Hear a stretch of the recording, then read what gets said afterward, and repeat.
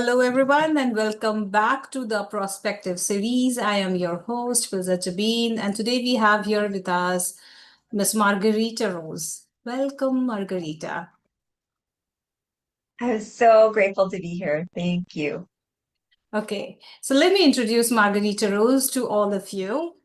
Margarita Rose is an intuitive healer and mindset mentor. She is a Latina intuitive healer, a spiritual mindset mentor, and transformational coach devoted to helping women, especially mothers, reignite their spark, heal generational cycle, and remember their divine worth. Through her SoulSpark method, she waves energy medicine, breath work, creative expression, and movement as medicine. To guide women back to their authentic power, Margarita's work blends holistic healing, emotional intelligence, and multidimensional soul remembrance, creating sacred space for her clients to break free from survival mode, embody joy, and manifest prosperity with purpose. Such an amazing work you are doing, Margarita. So let's You know, Thank you. I just want to say, hearing you say all that out loud really grounds me in the work. So I appreciate being here today. Thank you. Absolutely. Thank you so much for being here with us. So let's jump directly into the questions because our viewers were waiting for you.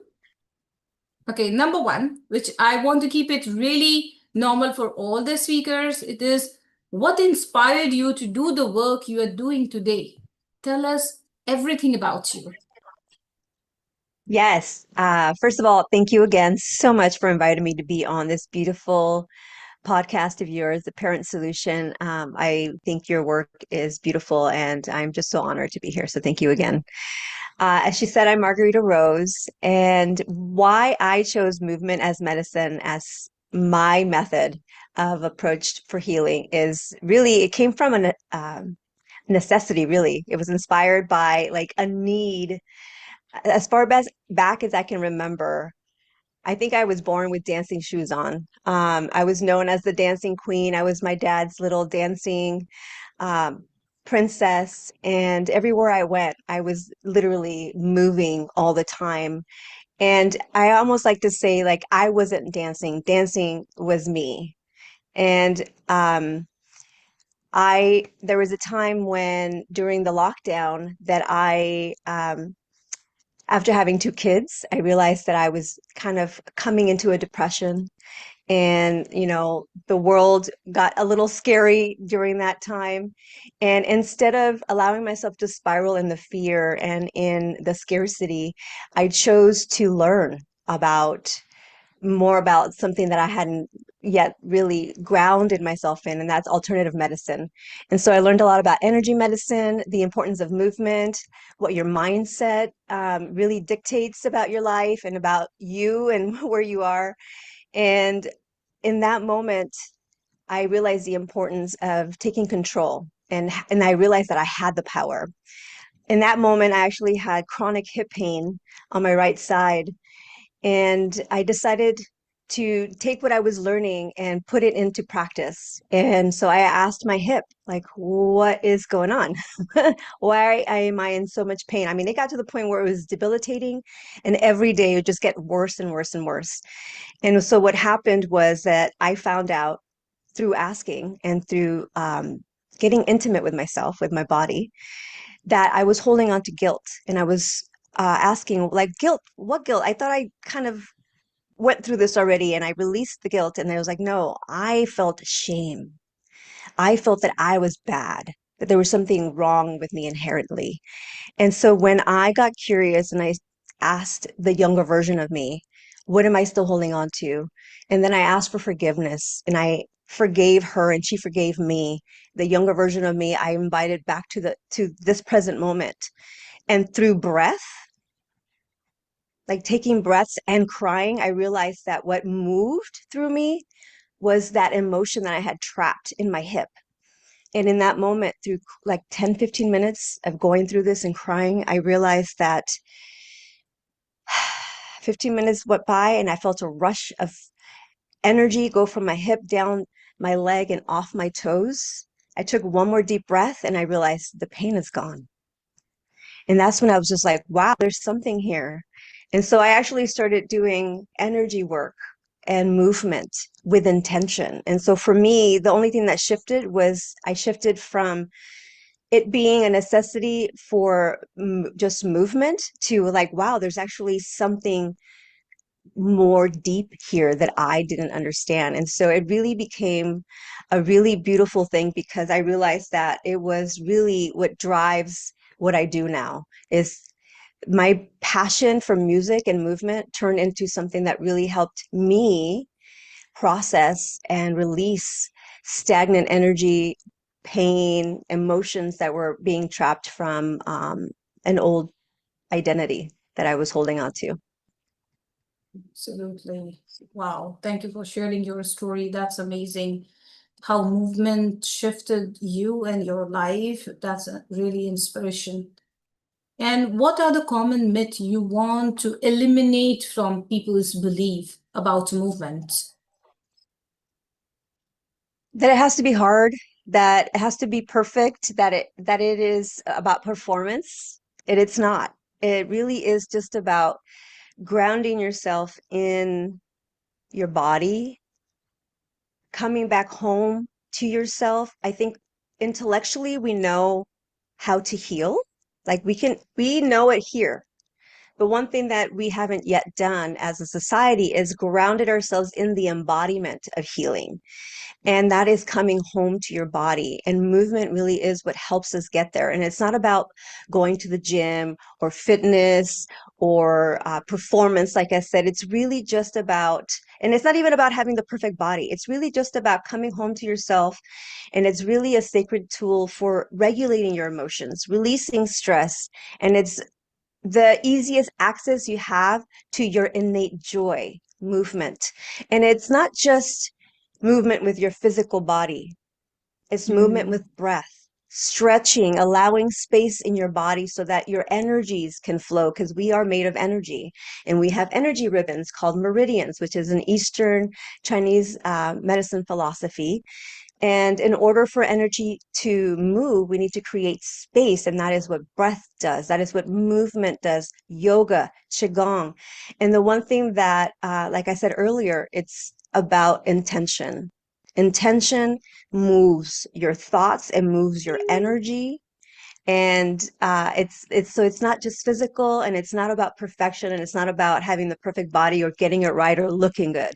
It's really just about coming home to the truth of who you are and listening to how and why your body wants to move. And it's just it's a beautiful thing because it really connects you back to the truth core of your birthright, which is joy and health.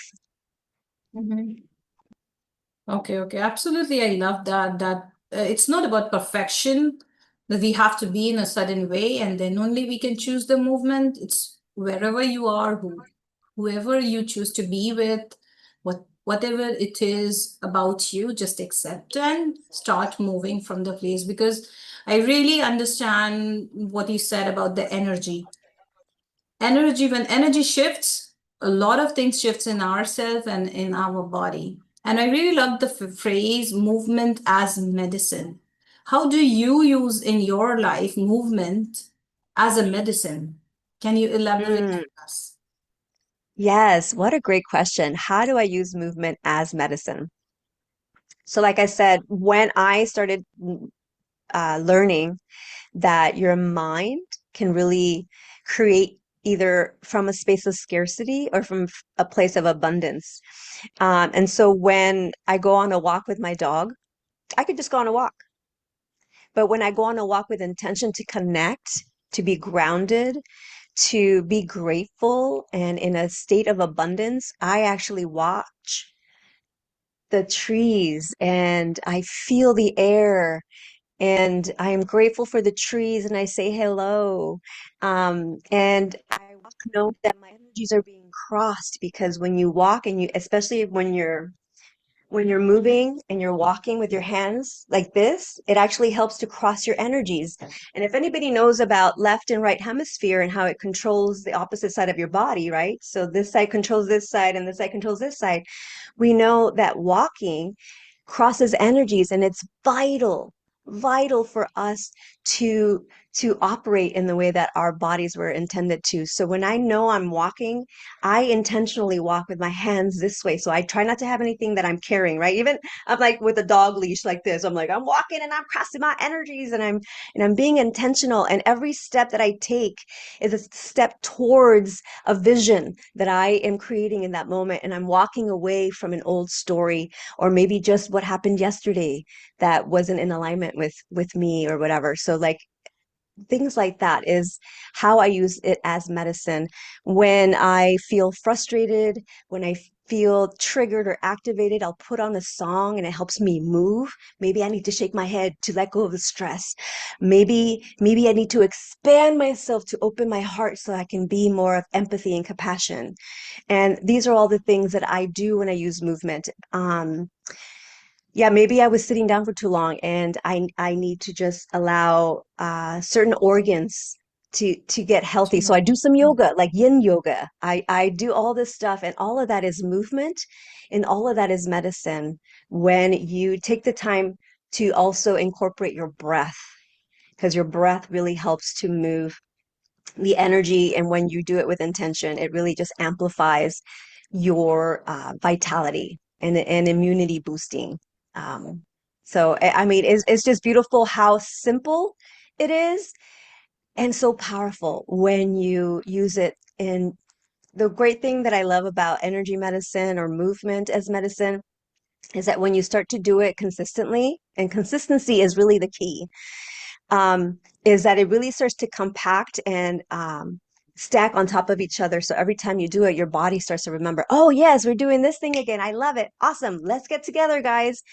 And your energy start flowing faster, and you start to feel much, even just the thought of doing the medicine, you already start to feel the effects, because the intention is what helps to move your body into the work, which is beautiful. It's really cool. Absolutely. Yes, it is. It is. And I really love the way you use it. If we are walking and we are just observing everything around us and feeling good and creating an intention to have a healthy body and mind and seeing everything around us and just feeling it and letting it happen in our life and with an intention of creating that energy, right? And it's just a simple walk and you can shift Mhm. to such a big thing, like keeping the prospective in mind, like future I want a good health. I want to eliminate the literal medicine from my life, so I'm choosing this movement as a medicine. This is so amazing. So I'm really enjoying the way you're expressing it. I'm really loving it. Okay, so let's keep the time in mind, and I want to ask you a few more questions. Many people think movement only means exercise or gym or workout, which you just said. Okay. What other simple way on every day you would suggest them to do it apart from walking, can use as a medicine? Like what others, like you mentioned breath work and the walking. What other ways do you think they can use as a medicine? Well, my favorite one is dancing. Music has always been the backbone of my healing. I'll put on a song that helps me move, right? Music moves me, and when I move, I shift, right? Okay. Because I am able to move the energy, move that the fear. Maybe I'm feeling fear. Maybe I feel alone. Maybe I feel not enough. And I'll put on a song that really kind of helps move. And I think the easiest thing to do is walk, right? Everybody can walk. Mhm. But dancing, for some reason, for me, it is what really ignites that innate joy. And joy is our birthright. And it's my easiest access to the joy, to the freedom. And I love using dancing as a form of healing because for me, it's not about performance. It's really just about allowing what needs to flow. But the other thing that I love is using qigong. There's a woman that I follow on YouTube, and her channel is Yo Chi, and she blends yoga and qigong together. And there's breath that it gets incorporated with it. And that's been kind of what I've noticed is the through line. Breath helps to move energy, helps to move your thoughts, helps to move like when I was doing the hip pain. It was, I think, because I was crying, and the action of me like was a breath work. I didn't realize it was a breath work. I was crying, but it was a breath work that kind of helped to dislodge that pain that was there. And science shows us that the soul already knows that movement can change the brain and the emotions, right? And it's really about coming back to soul healing. The soul wants to express itself, and it's through movement, whether breathing, stretching. Stretching is another really great one because I said energy likes space. So when you stretch, and that's what yoga helps you do, is stretch. It really helps to kind of put that energy in your body. It's a meditative state. So you're sitting there and you're kind of listening to your body, like where I'm holding to here. Oh, I'm feeling something in my chest today. I wonder what that's about. And just allowing yourself to be in your body is why I love movement as medicine. And it's just not about working out, really. It's just really about being intentional about how you move your body. Absolutely. I really love the word again and again, which you are using, like not gym, not don't make it hard for yourself. Just choose the movement right now. It can be anyway. My personal opinion about it is what I choose is walking and stretching is the best for me. I choose that, and it should suit anyone, whatever is suiting you. So I'm really glad that you brought this up. As in the month of September, we are focusing on self-care. This is a perfect self-care to choose movement as medicine and move forward with intention of having a good and energetic body and mind. Do the breath work, which is very important, like listening to your body. What is your body trying to say with the pain inside, with that feeling inside your body? So just listen to it and choose movement. Okay. So just give a quick tips to our viewers and guide them to the free gift if you have any, so that they can reach out to you and have more of you in their life. Yes. So what I want, thank you for the opportunity. So what I would like, and it's along what you said, um, it's not about doing it the way other people are doing it. Like what ignites that inner child's passion? Like if you don't know what kind of movement suits you, just close your eyes and see the younger version of you who was free, who didn't have a care in the world about what other people thought, didn't care if they were being judged or criticized in that moment, and they were just free. What did that inner child like to do? What that young version of you like to do? Was it running? Was it rollerblading? That's movement. Is it rock climbing? That's movement. Like whatever allows you to get in a space of meditative place where you are not thinking or worrying about the future or stressing about your past, and you can really allow yourself to be in the current moment. One of the things that I like to say is like the one way that you can slow down time Mm-hmm. is to be present in the now. And one way Wow. to do that is to allow movement to be organic and to be present in how you want to move in that moment. And a lot of the times we have control of our breath. It's the one thing that we have access to the easiest. So anytime stress or fear or anything, just do, I guess the 5 4 3 2 1 is great. Like 5 things you can see, 4 things you can touch, three, I forget the actual things, but there is like just a way to get yourself into the present. And for me, that's breath. I'm like, Absolutely. Yeah. In really slow, and I hold it for 4, and then I release it for 4. It's called the box breath, and it's 4 breath in, 4 counts of hold, 4 counts of let go. But the longer the breath that you expel, the more calm your body will feel, and it'll allow you to be present in the now and not be stressing out about all the things that you were just thinking about. And like I said, consistency matters more than intensity. Like it's not about getting it right and like, oh, I need to look good and like how much can you lift? No, it's like be present in who you are and not compare yourself. I think a lot of the times we get stuck in comparison. I know at least I did for a while, comparing myself to others, and I would always put a value on me based on that. But I don't know what people's journey is like. Everyone's on their journey and on their path on their own time. And I get to honor mine. And I would like to invite you all to honor the time that you're on and the path that you're on, because you're exactly where you're meant to be. And so just trust and honor that. And one way to really um, let go of the noise is to just put on a song. Your favorite song is so easy to do. Put on your favorite song and just listen to it and allow whatever needs to move in that moment and take a breath. Absolutely. I really love the what you said about consistency.